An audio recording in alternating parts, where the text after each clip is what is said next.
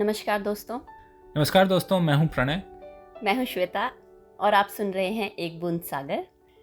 हम जारी रखेंगे अपनी पिछली चर्चा जो हमने शुरू की थी मैल्कम ग्लैडवेल की किताब टिपिंग पॉइंट के बारे में। और पिछली बार हमने बात की थी लॉ ऑफ फ्यू के बारे में और स्टिकीनेस के बारे में कि कैसे ये दो जो हैं मेजर कारण होते हैं किसी चीज़ को वायरल करने में।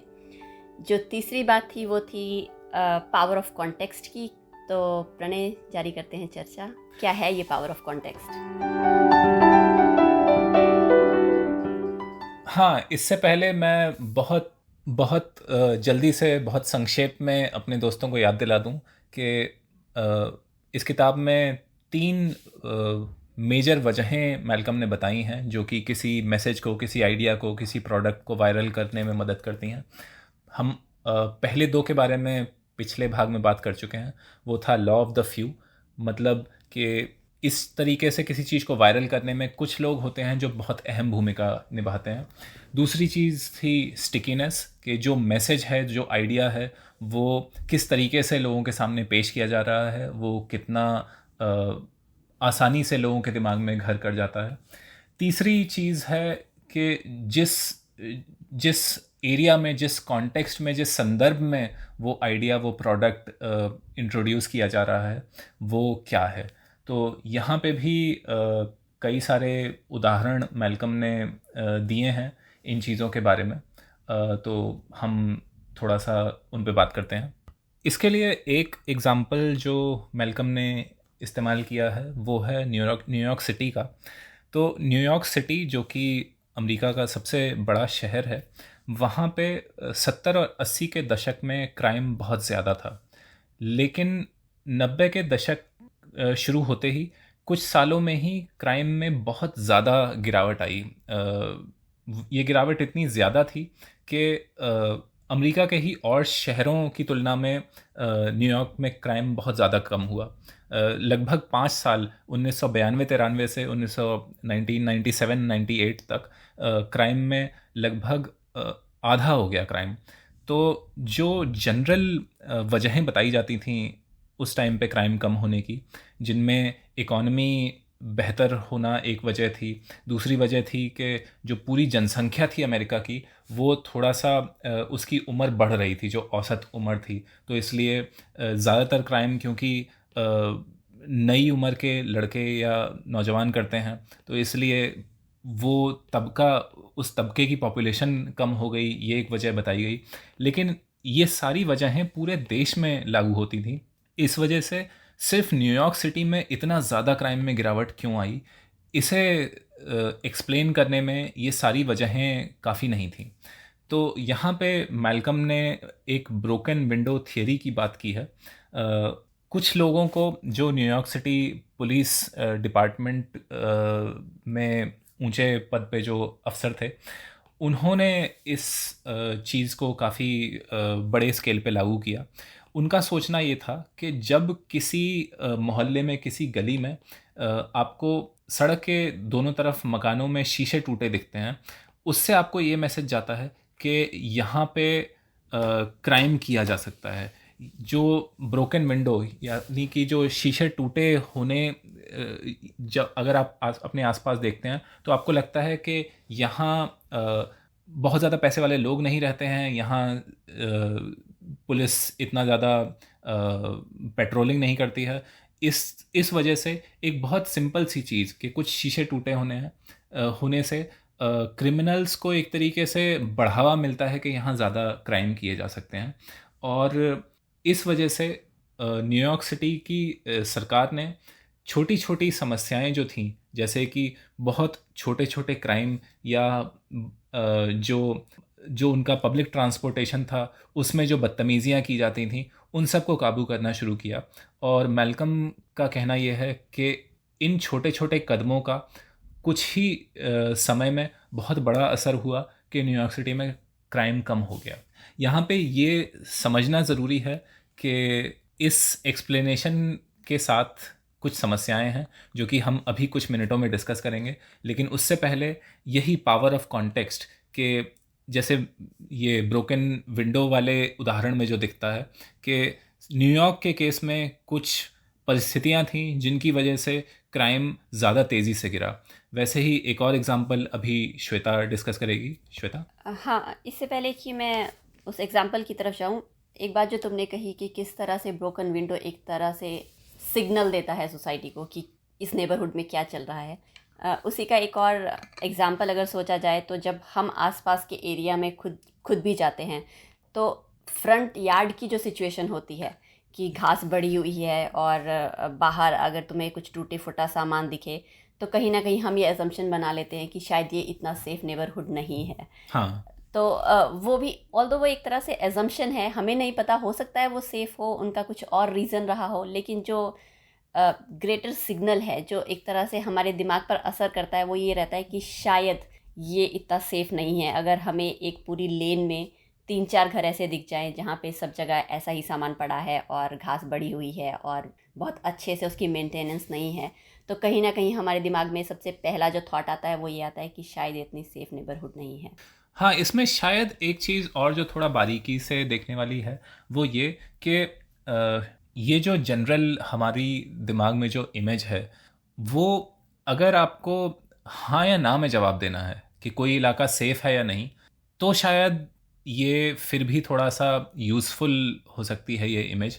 लेकिन अगर आपको दो मोहल्लों को कंपेयर करना है और दोनों में, एक में मान लीजिए 4 शीशे टूटे हैं, 4 घरों के शीशे टूटे हैं, एक में 2 घरों के शीशे टूटे हैं, वहाँ ये इमेज इतना काम नहीं आएगी कि अगर आप सिर्फ टूटे शीशे देख के ये बता दें कि 2 घरों के शीशे टूटे हैं इसलिए ये ज़्यादा सेफ़ है। तो इसलिए जितना आप बारीकी में जाएंगे उतना इस चीज़ की जो यूटिलिटी है वो कम होती जाएगी। हाँ, और शायद यही पावर ऑफ कॉन्टेक्स्ट है मेरे हिसाब से कि आपको ये देखना पड़ेगा कि जो शीशा टूटा है वो कहाँ टूटा है, कि कहीं पास में ही कोई प्लेग्राउंड तो नहीं है जहाँ बच्चे रोज़ खेलते हैं। हाँ, तो वो जो चीज़ है वो तुम एक जनरल प्रिंसिपल अप्लाई नहीं कर सकते हो कि यहाँ शीशा टूटा है तो मतलब ये सेफ़ नहीं है। और यही एक आलोचना है जो कि इस किताब की अक्सर होती है, और अभी हम कुछ मिनटों में इस पे आएंगे, लेकिन उससे पहले जो एग्जांपल तुम देने वाली थी। हाँ, तो दूसरा जो एग्जाम्पल वो देता है, मतलब जो किताब में जिसके बारे में डिस्कशन हुई है वो है सिफिलिस की एग्जाम्पल। कि सिफिलिस एक सेक्सुअली ट्रांसमिटेड डिजीज़ है जो कि यौन संबंधों की वजह से फैलता है। तो मिड 1990s में देखा गया कि बाल्टीमोर में जो है कि सिफिलिस के जो केसेस हैं बहुत तादाद में पाए गए और वो बहुत तेज़ी से बढ़ते हुए नज़र आए।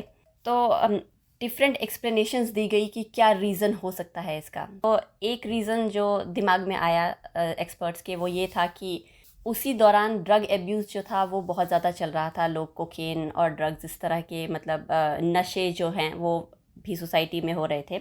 तो एक एक्सप्लेनेशन ये आई कि क्योंकि इस तरह का जो डीलिंग है वो ज़्यादातर पुअर नेबरहुड में होता है, तो लोग जो है अच्छे नेबरहुड से उन नेबरहुड्स में ड्रग्स खरीदने के लिए आ रहे हैं और साथ के साथ सिफिलिस भी वहाँ से ले जा रहे हैं। तो एक तरह से ये एक जो है वो मैकेनिज़्म ढूंढा गया कि शायद इस तरह से सिफिलिस फैल रहा है। जो दूसरी एक्सप्लेनेशन दी गई वो ये कि ठीक उसी दौरान जो है जो एसटीडीज़ के क्लिनिक थे उनके लिए जो बजट आता था उसे कम कर दिया गया। बाल्टीमोर के शहर में जो बजट, हाँ, सिर्फ बाल्टीमोर में, क्योंकि ये सब शायद सिटी डिसाइड करती है, सिटी काउंसिल होती है जो ये सब डिसाइड करती है कि कौन सा बजट कितना किस चीज़ के लिए जाएगा। तो क्योंकि ये क्लिनिक्स का बजट कम हो गया तो उसकी वजह से जो क्लिनिशियंस थे जो इन चीज़ों को जिन इलाज करते थे या जो इस तरह का ट्रीटमेंट करते थे वो कम हो गए। तो जब वो मैन पावर कम हो गई तो क्या हुआ, ये जो एक्यूट सिचुएशन थी, मतलब कि तुम्हें कोई प्रॉब्लम हुई, तुम्हें कोई डिजीज़ हुआ और साथ के साथ उसका निवारण हो गया, तो वो एक्यूट रही, ठीक है। लेकिन अगर उसका जो निवारण है वो थोड़ा सा स्ट्रेच हो गया, ज़्यादा टाइम लिया उस चीज़ ने, तो वो क्रॉनिक हो जाती है कि वो काफ़ी टाइम तक जो है इंडिविजुअल जो है उसको कोई ट्रीटमेंट नहीं मिला तो वो ज़्यादा देर तक उस इंसान में रहेगी। तो क्योंकि जो इंसान थे जिनमें सिफिलिस ऑलरेडी था उन लोगों को कोई ट्रीटमेंट नहीं मिल पाया, तो क्या हुआ कि ज़्यादा टाइम तक वो इंसान सिफिलिस से इन्फेक्टेड रहा और उसे उतना ही ज़्यादा टाइम मिल गया उसे फैलाने के लिए। तो ये भी एक रीज़न एक्सप्लेनेशन दी गई कि शायद ये रीज़न रहा होगा। लेकिन फिर जो तीसरा थ्योरी आई वो आई ये कि ये दो थ्योरीज़ भी हो सकती हैं जो पहले हमने डिस्कस की, इन्हें बिल्कुल नकारा नहीं गया। लेकिन एक तीसरी थ्योरी सामने आई वो ये कि बाल्टीमोर में उस टाइम में ईस्ट और वेस्ट बाल्टीमोर में जो है वो जो पब्लिक हाउसिंग होती है जिसमें पुअर लोग बेसिकली उन्हें घर दिए जाते हैं, उनमें डिमोलिशन प्रोजेक्ट चल रहा था कि उन्हें तोड़कर फिर से नया बनाया जाना था।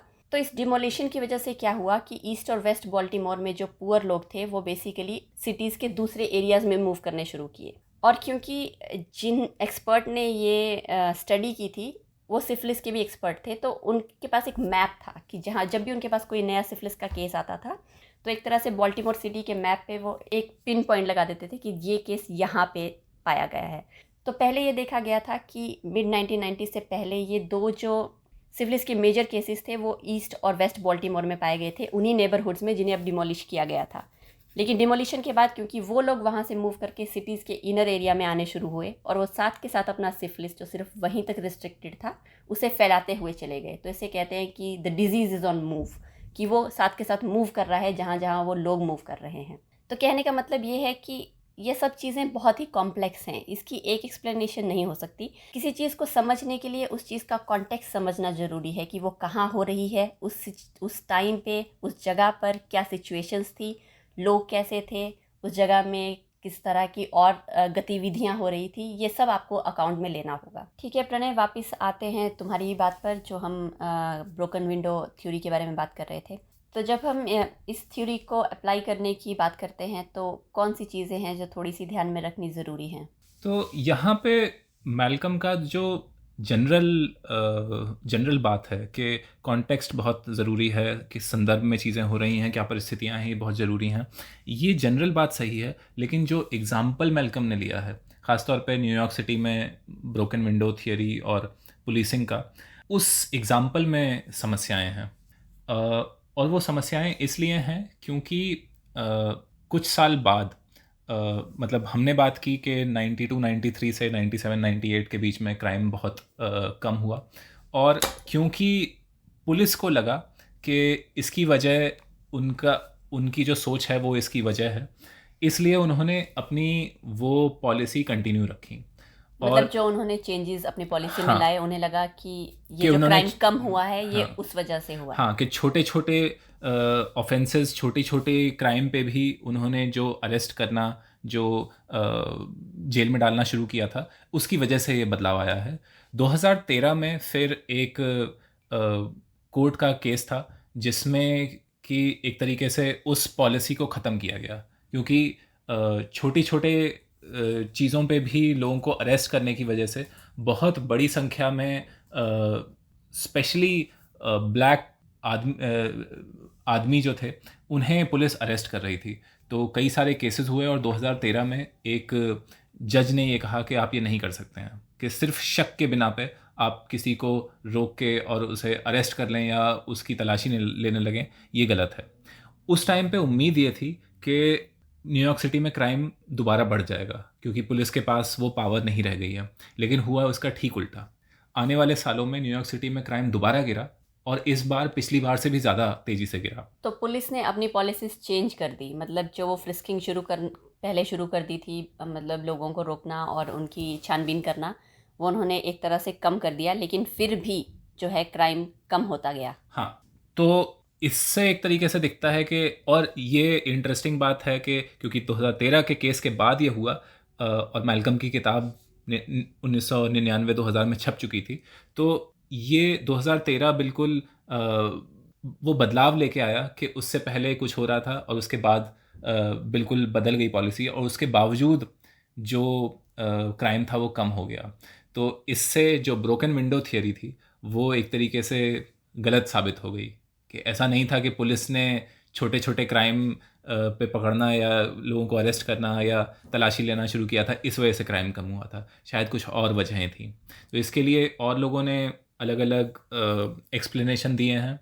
तो बेसिकली क्या ये कहा जा सकता है कि जो ब्रोकन विंडो थ्योरी थी जो 2000 में या 1999 में जब ये किताब आई वो एकदम से फेमस हुई और 2013 में उसका टिपिंग पॉइंट आ गया और फिर वो एक तरह से नीचे गिर गई?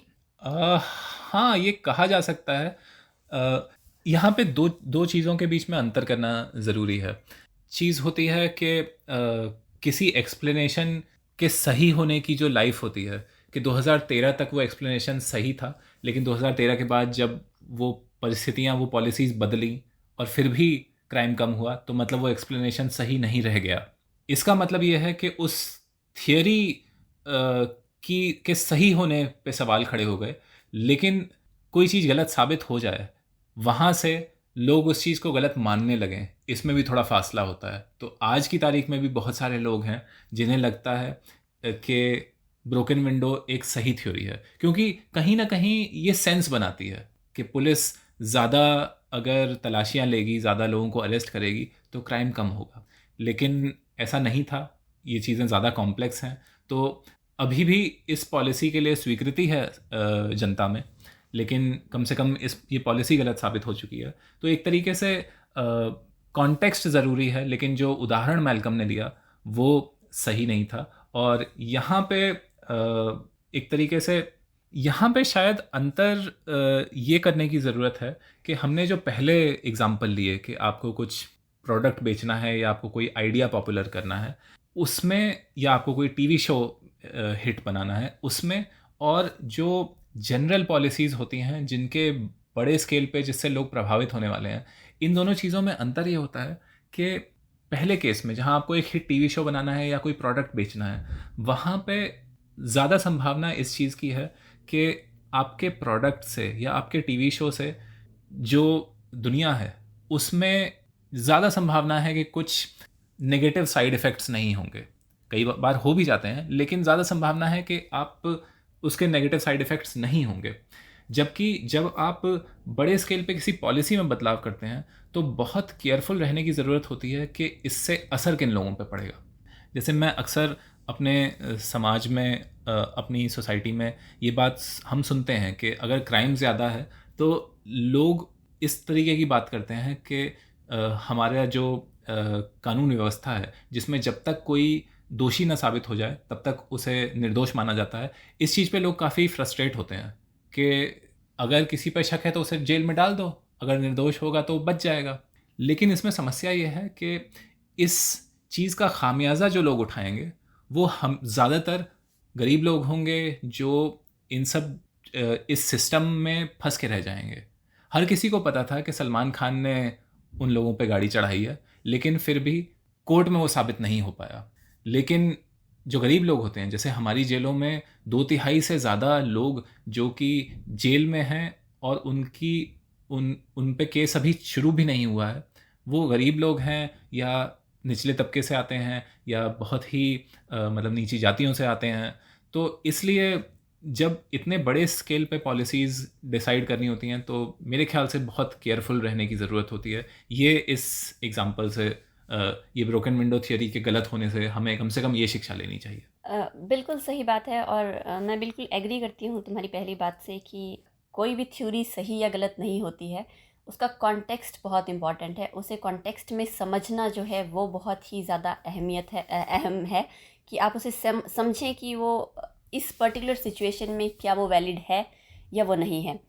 और बिल्कुल सही बात जो तुमने बात करी कि जो 1990s में क्राइम बढ़ा और फिर पुलिस ने कुछ पॉलिसीज़ चेंज करे कि आते जाते हर इंसान पर जिस पे भी उन्हें शक होने लगा उन्होंने उसे फ्रिस्क करना शुरू किया, रोक कर पूछताछ करनी शुरू कर दी।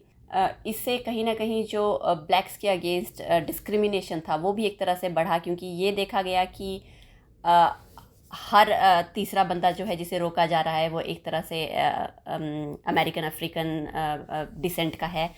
तो ये भी एक तरह से इसके कॉन्सिक्वेंसेस हुए, जिसके बारे में मैल्कम ने बाद में अपनी एक दूसरी किताब लिखी है जिसे टॉकिंग टू स्ट्रेंजर्स इन, जो कि 2019 में आई है। और उसमें जो ये पॉलिसी को जो पॉलिसी चेंजेस बेसिकली पुलिस ने अपनी पुलिसिंग में किए 1990s में, उनको जो जनरलाइज कर दिया थ्रू आउट यूएस, उसकी वजह से, क्योंकि अब तुमने उसको एक कॉन्टेक्स्ट में ना रखकर उसे जनरलाइज कर दिया कि पूरी यूएस में वही पॉलिसी शुरू हो गई, हर तरफ पुलिस उसी तरह से एक्ट करने लग गई, चाहे वहाँ क्राइम कम हो चाहे ज़्यादा हो। उसके जो नेगेटिव कॉन्सिक्वेंसेस हुए उसके बारे में जो है मैल्कम ने अपनी किताब में बात करी है, और शायद कभी आगे चलकर हम उसके बारे में भी बात करें। और यहाँ एक चीज़ और जो समझने वाली है कि हमारी बहुत समाज में जो बहुत कॉमन चीज़ें होती हैं उसके बारे में भी हमारी समझ कई बार बहुत अधूरी होती है। जैसे कि 70 या 80 के दशक में यूएस और यूरोप दोनों ही जगहों पे क्राइम काफ़ी ज़्यादा था, और इन दोनों जगहों ने, वेस्टर्न यूरोप ने और यूएस ने, बिल्कुल अलग अलग तरीके अपनाए उससे निपटने के लिए। और वहाँ से अगर देखा जाए तो यूएस ने रास्ता अपनाया ज़्यादा लोगों को जेल में डालने का। तो अगर आप यूएस की पॉपुलेशन के अनुपात में जो उनकी जेल में जो जनसंख्या जेल में है वो देखें तो पिछले 40 साल में वो बढ़ती ही गई है। आज की तारीख में लगभग 30 लाख लोग अमेरिका की जेलों में हैं, जो कि लगभग हर 100 में से एक इंसान जेल में है। और इसमें ज़्यादा संख्या ब्लैक्स की है और मेक्सिको से आए लोगों की है। हमने पिछली बार टा-नहेसी कोट्स की जिस किताब की बात की थी उसमें एक कहीं लिखा हुआ है कि जब उन्होंने वो किताब लिखी थी 2015 में, उस टाइम पे एक ब्लैक आदमी का कॉलेज जाने से ज़्यादा संभावना इस चीज़ की थी कि वो जेल जाएगा। मतलब ये कितनी सीरियस बात है। तो ये पिछले 40 साल में यूएस में बदलाव हुआ कि जेलों में लोगों की संख्या बढ़ती गई। इसमें बहुत बड़ा रोल इस चीज़ का था कि उन्होंने जेलों को प्राइवेटाइज़ कर दिया। तो कंपनियां जेलें चलाने लगी। जब कंपनियां जेलें चलाएंगी तो उनके इंटरेस्ट में होगा कि ज़्यादा से ज़्यादा लोग जेलों में हों। दूसरी तरफ यूरोप का केस है जहाँ बहुत सारे देशों ने जेलों में लोगों की संख्या कम करनी शुरू की और वहाँ पे भी क्राइम कम हुआ। ये बिल्कुल ऐसी चीज़ है जो सेंस नहीं बनाती है कि अगर आप लोगों को जेल में, मतलब अगर क्राइम करने पे जेल में नहीं डालेंगे तो क्राइम कम कैसे होगा। लेकिन ये हुआ वहाँ पे। पर उन्होंने कुछ और पॉलिसीज अपनाई। उन्होंने बहुत तरीके की चीज़ें की। उन्होंने अपनी इकोनॉमी में वेलफेयर स्टेट बनाया। उन्होंने जो सोशल वेलफेयर की चीज़ें थी, लोगों को हेल्थ केयर देना, लोगों को खाने की व्यवस्था करना, जो लोग नहीं अफोर्ड कर सकते उन्हें घर देना, ये सब चीज़ें की, जिसकी वजह से वहाँ क्राइम भी कम हुआ और लगातार वहाँ पे जेलों में जो लोग हैं वो कम होते गए हैं पिछले 40-50 साल में।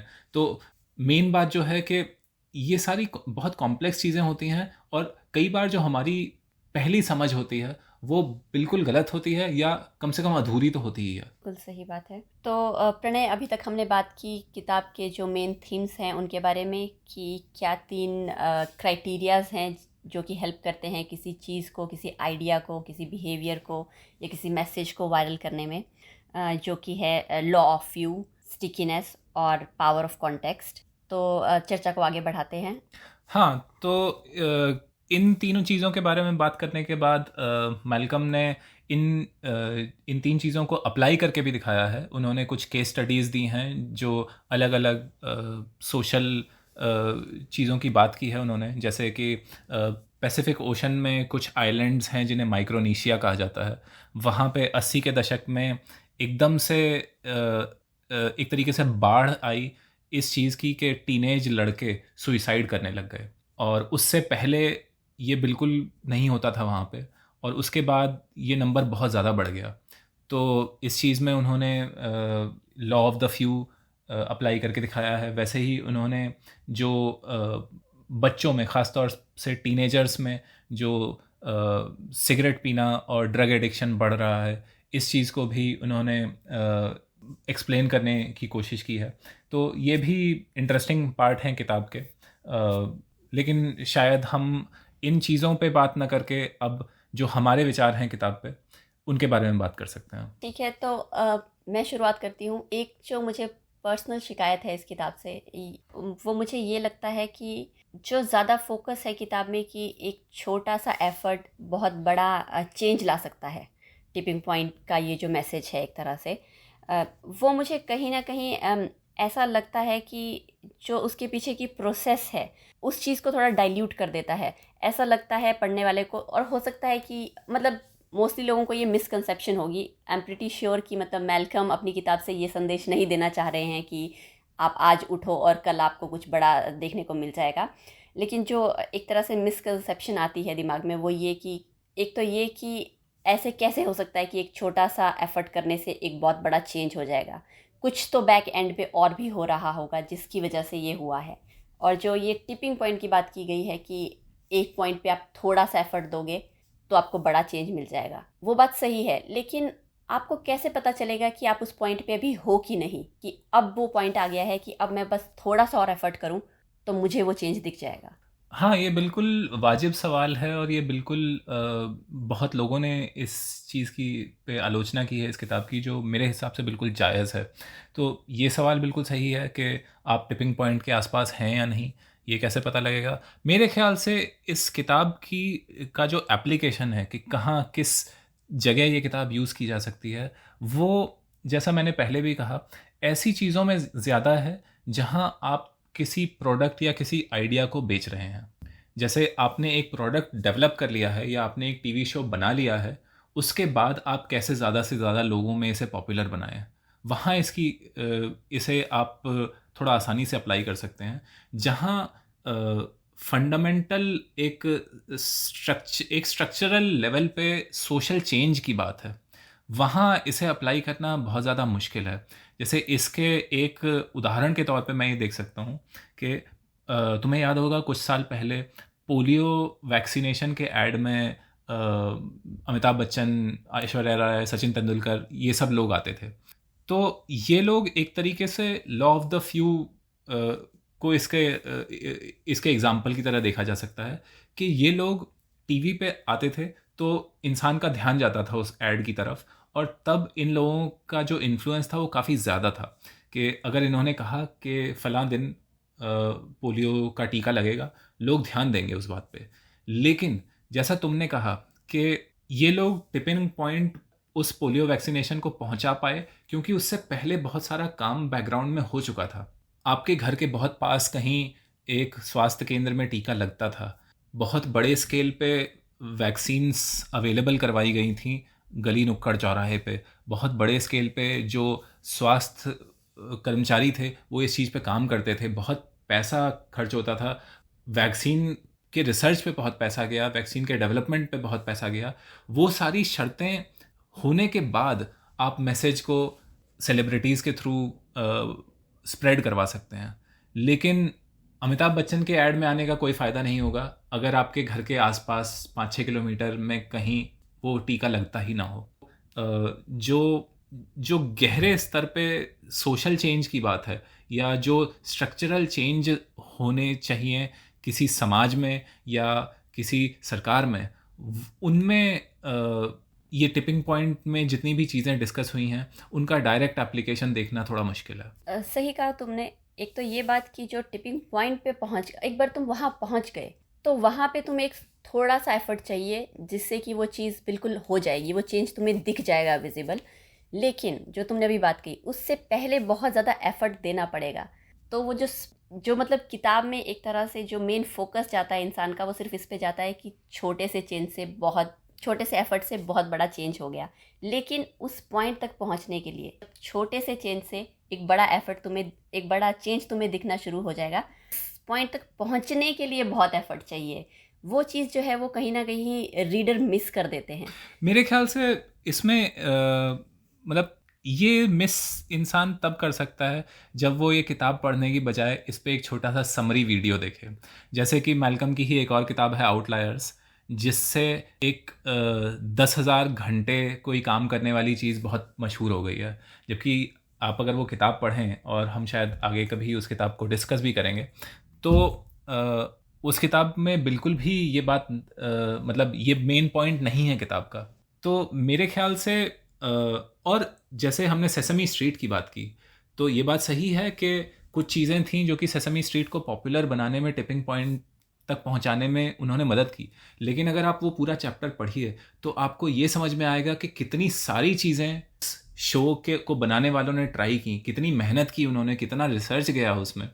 तो ऐसा नहीं है कि आपको थोड़े से एफर्ट से टिपिंग पॉइंट मिल जाएगा, आपको तमाम चीज़ें ट्राई करनी पड़ेंगी। और फिर क्योंकि आप इतनी तैयारी कर चुके हैं, तब आपका प्रोडक्ट जो है वो ऑलरेडी काफ़ी निखर चुका है। उस स्टेज पे आप एक छोटा सा कुछ बदलाव करेंगे तो देखने वालों को ये लगेगा कि आपने सिर्फ वो चीज़ की जिससे आपको इतनी कामयाबी, इतनी सक्सेस, इतनी पॉपुलैरिटी मिली। लेकिन जो आपके वही थॉमस एडिसन की जो बात है कि वो शायद 2000 बार बल्ब बनाने में नाकामयाब हुए थे, लेकिन हर कोई सिर्फ वो 2000वां सक्सेसफुल बल्ब देखता है। इस वजह से भी ज़रूरी है कि आप इस तरीके की जो किताबें होती हैं उनको थोड़ा गहराई से समझिए, उनके 5 मिनट के वीडियो समरीज सिर्फ मत देखिए। बिल्कुल सही बात है। और अगर इसी को एक और तरह से समझाया जाए तो अगर ये मानिए कि आपको एक बड़ी बड़ी सी चट्टान को आपको एक टीले से नीचे खाई में फेंकना है। टिपिंग पॉइंट वो पॉइंट है जब आपने उस चट्टान को ऑलरेडी को एक पॉइंट से टीले के बिल्कुल कोने तक उसे आप ले आए हैं, बहुत सी मेहनत कर कर। हाँ, बिल्कुल एज तक वो अब पड़ी है, अब सिर्फ एक पुश देने की ज़रूरत है और वो नीचे गिर जाएगा। ठीक है, आप टिपिंग पॉइंट तक पहुंच गए, अब सिर्फ एक पुश की ज़रूरत है, वो है एक स्मॉल एफर्ट जिससे आपको बिग चेंज देखने को मिलेगा, जो कि है वो चट्टान का नीचे गिरना। लेकिन उस मेहनत को भी देखिए जो पहले आपको करनी पड़ेगी उसे बिल्कुल एज तक लाने के लिए। तो वो पॉइंट जो है वो इग्नोर नहीं करना चाहिए रीडर्स को जब भी इस किताब को पढ़ें। हाँ, बिल्कुल। यहाँ पे मैं एक चीज़ और मेंशन करना चाहूँगा कि क्योंकि हमने अभी आउटलायर्स किताब का नाम लिया, तो एक अंतर जो टिपिंग पॉइंट और आउटलायर्स किताब में है वो ये है, अंतर ये है कि टिपिंग पॉइंट में एक तरीके से ऐसी चीज़ों को एक्सप्लेन किया गया है जो बहुत थोड़ी से कुछ बहुत कम लोगों के एफर्ट से या बहुत थोड़ा सा कुछ बदलने से और बहुत बड़ा बदलाव हो जाता है। वहीं आउटलायर्स में मैल्कम ने एक तरीके से जो कामयाबी होती है उसे उसके सही संदर्भ में रखने की कोशिश की है।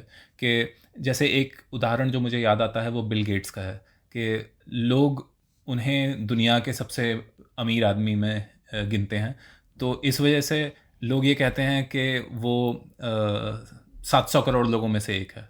लेकिन मैल्कम समझाते हैं कि जिस टाइम पे जिस जगह बिल गेट्स बड़े हो रहे थे वो ज़माना जो था, वहाँ उस ज़माने में कितने कम लोग थे जिन्हें स्कूल में कंप्यूटर उपलब्ध था। तो उस सेटिंग में देखा जाए कितना प्रिविलेज था बिल गेट्स के पास जब वो बड़े हो रहे थे, तब समझ में आता है कि वो 700 करोड़ लोगों में से नहीं, वो कुछ 100 बच्चों में से एक थे जो इतने सक्सेसफुल हो पाए। तो इस वजह से आउटलायर्स एक तरीके से आपको आपके पैर ज़मीन पे रखती है कि आपकी कामयाबी में आपका उतना रोल नहीं है जितना कि आपकी सराउंडिंग्स का है। तो ये भी एक अच्छी बात मुझे लगी आउटलायर के बारे में, जो कि थोड़ा सा टिपिंग पॉइंट से विपरीत है। प्रणय, अगर इन जनरल बात की जाए तो कि किताबों का क्या रोल है? ये काफ़ी अच्छा सवाल है। मतलब कुछ फिक्शन होती हैं जो कि मतलब प्योरली क्या कहा जाए, मतलब कहानियों की तरह होती है। कुछ जिस तरह की ये नॉन फिक्शन है लेकिन फिर भी इसमें एक स्ट्रॉन्ग मैसेज है या कुछ रिसर्च है बैक एंड पे जो हुई है।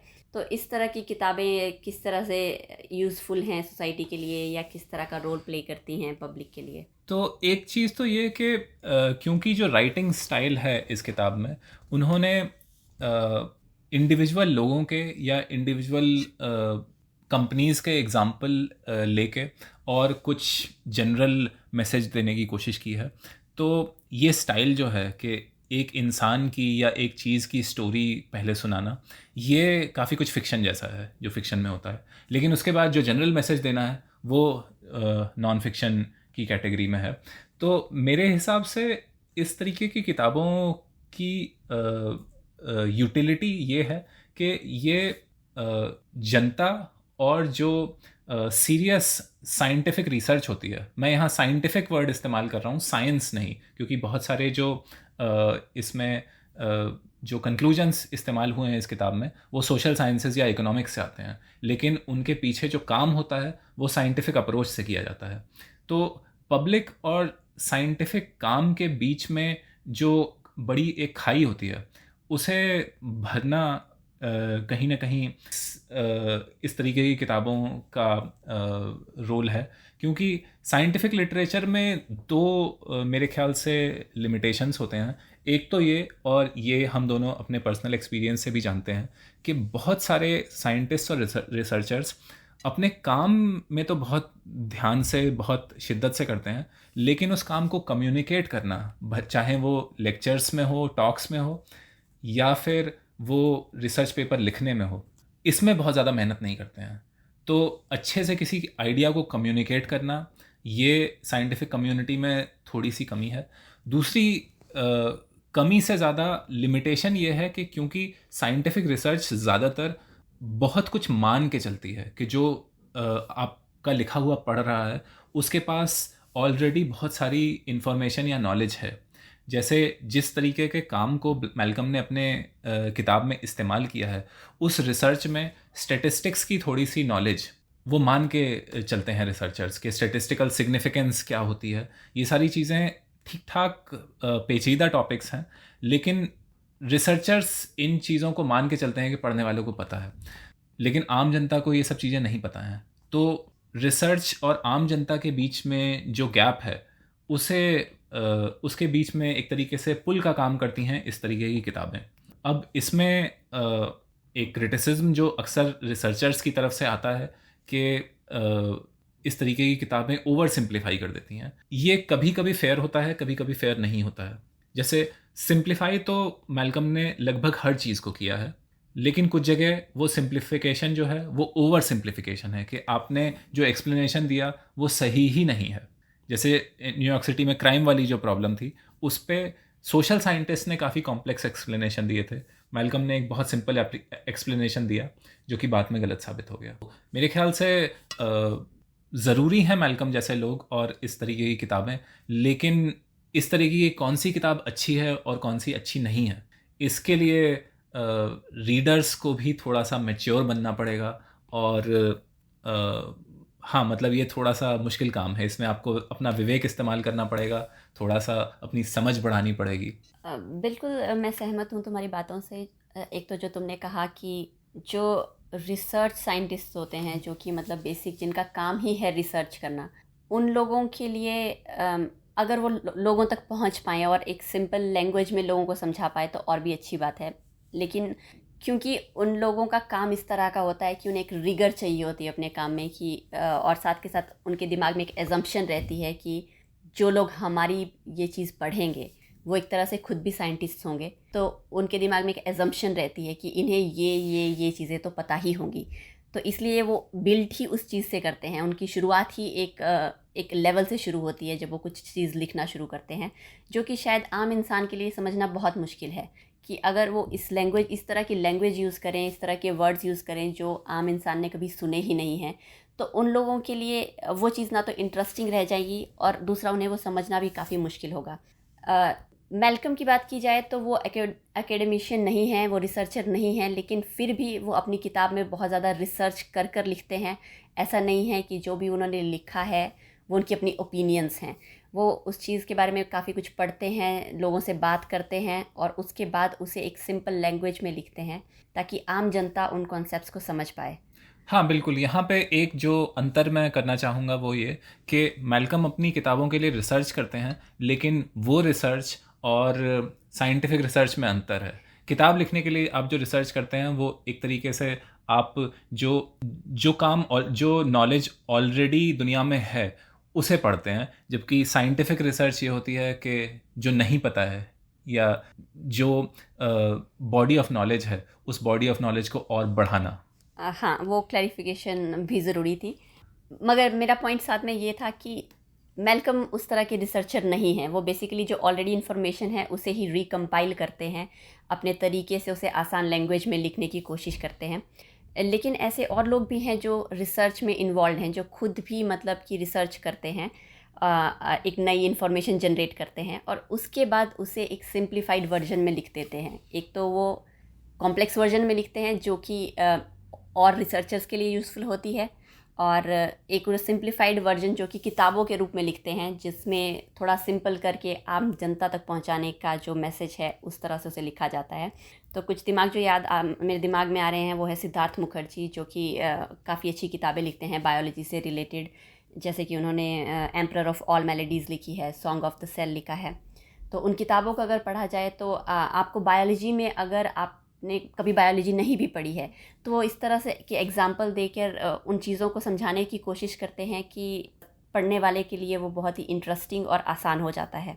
वैसे ही एक रिसर्चर हैं कैरोल ड्वेक करके, जो कि साइकोलॉजी की प्रोफेसर हैं और बहुत रिसर्च करती हैं अपनी आम ज़िंदगी में भी, और कुछ तो वो रिसर्च आर्टिकल्स पब्लिश करती हैं जिसमें बहुत ही रिगर होता है, स्टैटिस्टिकल एनालिसिस होता है और मतलब डेटा होता है जिसे पढ़ने के लिए आपको थोड़ा सा बेसिक नॉलेज चाहिए। लेकिन साथ ही के साथ उन्होंने एक किताब भी लिखी है उन्हीं रिजल्ट्स को कंपाइल करके, ग्रोथ माइंडसेट करके। तो इस तरह के लोग काफ़ी ज़रूरी हैं सोसाइटी में कि जो रिसर्च करें और साथ में उस रिसर्च को आसान तरीके से लोगों तक पहुंचा पाएँ। क्योंकि अगर आप कुछ चीज़ कर रहे हैं लेकिन वो सिर्फ आप तक ही सीमित है तो वो ज़रूरी है, लेकिन उससे भी ज़्यादा ज़रूरी है उस चीज़ को लोगों तक पहुंचाना। और वही काम मेरे ख्याल से एक तरह से पब्लिक इंटेलेक्चुअल्स करते हैं। हाँ बिल्कुल। और यहाँ मैं एक थोड़ा सा असाइड बताना चाहूँगा कि श्वेता ने सिद्धार्थ मुखर्जी, एक यूएस में कैंसर के डॉक्टर हैं, उनका नाम लिया। उनकी बायोलॉजी पे बेस्ड कुछ किताबें हैं। उनकी शायद पहली किताब थी एम्परर ऑफ ऑल मैलेडीज़। इस किताब में उन्होंने कैंसर की हिस्ट्री बताई है, और शायद वो किताब पढ़ते टाइम मेरे दिमाग में पहली बार ये आइडिया आया था, हम जो ये कॉन्वर्सेशंस जो बातचीत करके रिकॉर्ड कर रहे हैं और अपने दोस्तों के लिए इंटरनेट पर डाल रहे हैं, इस चीज़ का आइडिया मुझे पहली बार वो किताब पढ़ते में आया था। वो किताब मुझे इतनी अच्छी लगी थी। तो हम ज़रूर कभी आगे उस किताब के बारे में भी बात करेंगे। आई थिंक एक और बात जो हमें करनी चाहिए मैल्कम के बारे में वो ये कि जो अभी हमने थोड़ी देर पहले बात की कि कैसे उनकी ब्रोकन विंडो थ्योरी जो है वो बाद में चलकर एक तरह से गलत साबित हुई कुछ कॉन्टेक्स्ट में, और उन्होंने खुद इस बात को स्वीकारा। और आई थिंक उनकी आने वाली जो नई किताब आ चुकी है उसमें उन्होंने इसी के बारे में और बात की है। तो एक तो ये चीज़ कि आपको अपनी गलती रियलाइज़ हुई और उस रियलाइजेशन को आपने एक्सेप्ट किया और फिर पब्लिकली उसे आकर आपने माना कि हाँ, जो मतलब 20 साल पहले या 25 साल पहले मैंने जो बात लिखी थी वो अब होल्ड नहीं करती है, अब वो चीज़ एक तरह से डिसअप्रूव हो गई है। तो ये बहुत बड़ी बात है मेरे ख्याल से एक इंसान के लिए इस तरह से सामने आना और उस गलती को मानना। हाँ, ये बहुत ज़रूरी बात कही तुमने। और मैल्कम की अभी कुछ महीनों पहले एक किताब आई है, revenge of the tipping point.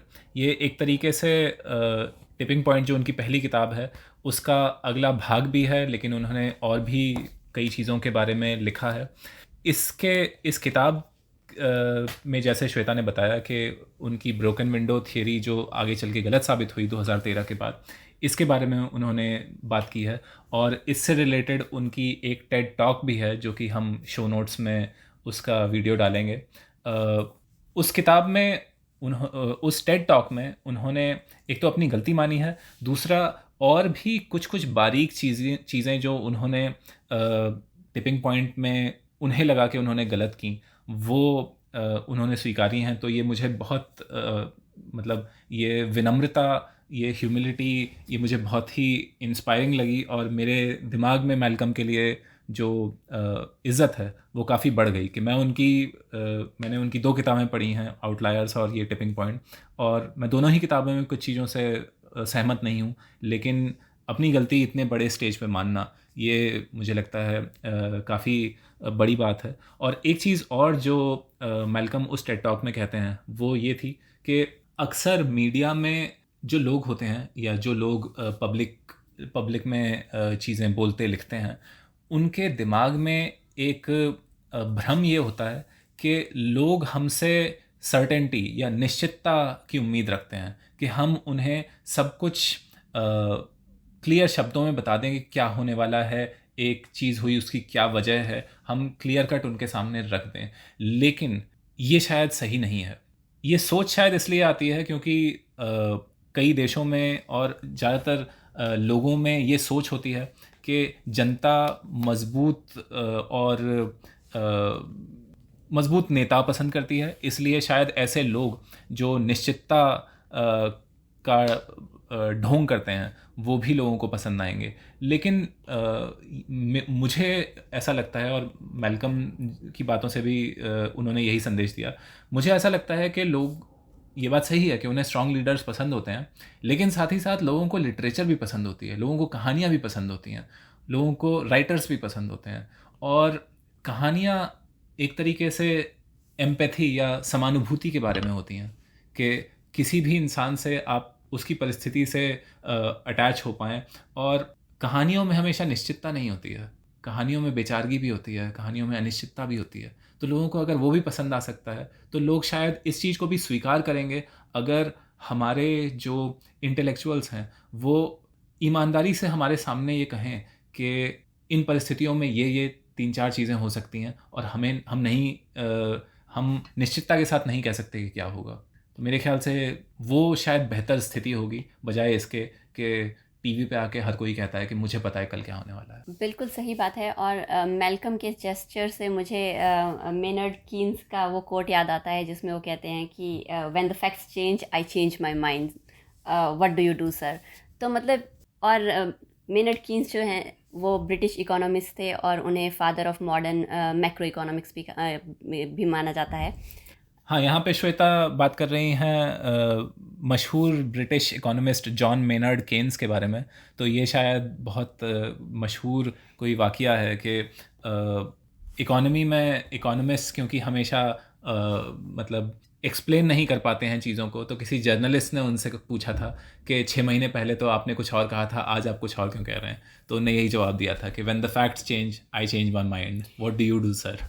और जो बात हमने पहले की कि मैल्कम जो है वो रिसर्चर नहीं है, मतलब वो खुद जो है वो एक्टिवली रिसर्च नहीं करते हैं, जो इन्फॉर्मेशन पड़ी है उसे बेसिकली सिर्फ कंपाइल करते हैं। लेकिन ये जो उन्होंने किया, ये बेसिकली उन्होंने एक रिसर्चर की जो बेसिक क्वालिटी होती है उसे दिखाया है। क्योंकि रिसर्चर के दिमाग में हमेशा ये बात रहती है कि जो मैं आज कह रहा हूँ वो शायद आने वाले दिनों में सही नहीं होगा। एक रिसर्चर के दिमाग में ये हमेशा बात रहती है, तो वो हमेशा किसी चीज़ को लेके 100% कॉन्फिडेंट नहीं होता है। उसे लगता है कि हाँ, अभी जो मेरे पास डेटा था उसको देखकर मैं अभी के लिए ये कह सकता हूँ कि ये सच है, लेकिन आने वाले दिनों में जो नया डेटा जनरेट होगा उसके बाद क्या ये सही रहेगा या इसमें मुझे चेंजेस करने पड़ेंगे, इसके बारे में मैं अभी नहीं कह सकता हूँ। और वही चीज़ आपको मैल्कम की बातों में दिखाई देगी कि जब 2000 में उन्होंने वो किताब लिखी तब वो चीज़ें सही थी, जो भी इन्फॉर्मेशन उनके पास थी। जब नया डेटा जनरेट हुआ, नई इन्फॉर्मेशन उनके पास आई, तो उन्होंने माना कि अब वो चीज़ सही होल्ड नहीं करती है। तो ये बहुत ही मतलब एक बहुत ही ब्यूटीफुल जेस्चर है ये किसी भी इंटेलेक्चुअल इंसान का। और मेरे ख्याल से हम दोनों ही ये उम्मीद करते हैं कि हमारे पब्लिक इंटेलेक्चुअल्स, हमारे नेता, हमारे ब्यूरोक्रेट्स, सिविल सर्वेंट्स, ये सभी लोग हमेशा निश्चितता का चोगा ओढ़े रहने के बजाय चीज़ों की कॉम्प्लेक्सिटी को जनता के सामने स्वीकारें, अपनी गलतियों को मानें, अनिश्चितता, उनके दिमाग में जो अनिश्चितता है उसे भी जनता के सामने मानें। तो शायद हमें अपनी चर्चा ख़त्म करनी चाहिए। आप सुन रहे थे एक बूंद सागर। हम बात कर रहे थे मैल्कम ग्लैडवेल की किताब द टिपिंग पॉइंट के बारे में। आशा है आपको ये चर्चा पसंद आई होगी। अगले हफ्ते फिर मिलेंगे एक और नई किताब के साथ। तब तक के लिए नमस्कार। नमस्कार।